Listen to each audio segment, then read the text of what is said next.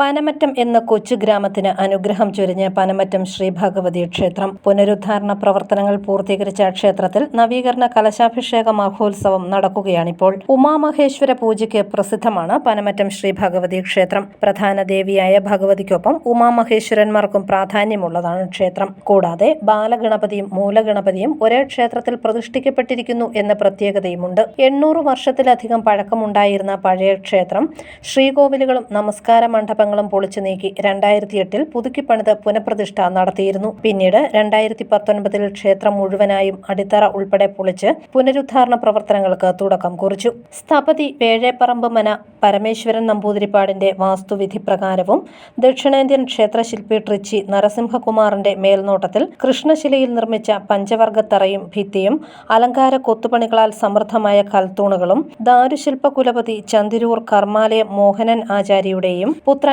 കർമാമോഹനന്റെയും കരവിരുതിൽ തിളങ്ങുന്ന മരപ്പണികളും അനൂപ് എസ് നായരുടെ നേതൃത്വത്തിൽ മനോഹരമായി ചെമ്പുപണികളും ചെയ്തിരിക്കുന്നു. 5 കോടിയിലധികം രൂപ ചെലവഴിച്ചാണ് ക്ഷേത്രം പുനരുദ്ധരിച്ചത്. പനമറ്റം വടക്ക് തെക്ക് കരയോഗങ്ങളുടെ കീഴിലുള്ളതാണ് ഭരണസമിതി. കലശോത്സവത്തിന്റെ ഭാഗമായുള്ള ചടങ്ങുകൾ ഈ മാസം 31-ന് രാവിലെ 6 മണി 5 മിനിറ്റിനും 7 മണിക്കും മധ്യേ നടക്കും.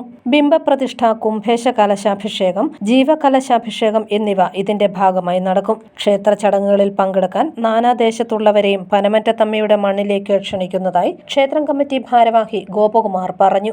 എല്ലാ നാനാജാതി മതസ്ഥരുടെയും സഹകരണത്തോടുകൂടി ഇന്ന് അതിൻ്റെ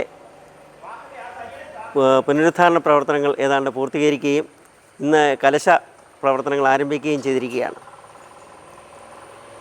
2026 മെയ് മാസം 26 മുതൽ ജൂൺ 2 വരെയാണ് കലശ ഉത്സവ ദിനങ്ങൾ ആഘോഷിക്കപ്പെടുന്നത്. കലശം 2026 മെയ് 31-ാം തീയതി രാവിലെ 6-നും 7-നും ഇടയ്ക്കുള്ള ശുഭമുഹൂർത്തത്തിലാണ് നടത്തപ്പെടുന്നത്. ഈ കലശോത്സവത്തോടനുബന്ധിച്ച് നിരവധി കലാപരിപാടികളും ഈ പ്രോഗ്രാം കമ്മിറ്റി അറേഞ്ച് ചെയ്തിട്ടുണ്ട്.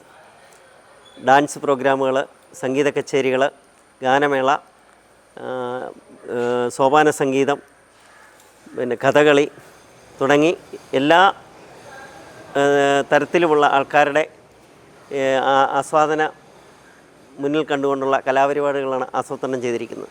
ജൂൺ 2 വരെ നടക്കുന്ന കലശാഭിഷേക മഹോത്സവത്തിന്റെ ഭാഗമായി വിവിധ കലാപരിപാടികളും ഒരുക്കിയിട്ടുണ്ട്. News bureau, Ponkunnam.